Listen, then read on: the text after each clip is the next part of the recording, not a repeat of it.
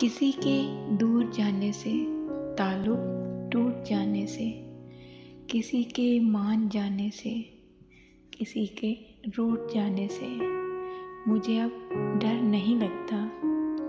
किसी को आज़माने से, किसी के आज़माने से, किसी को याद रखने से, किसी को भूल जाने से मुझे अब डर नहीं लगता।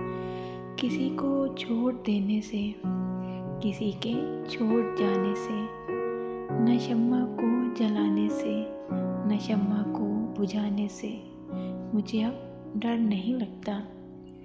अकेले मुस्कुराने से, कभी आंसू बहाने से, न इस सारे ज़माने से, हकीकत से फंसाने से मुझे अब डर नहीं लगता।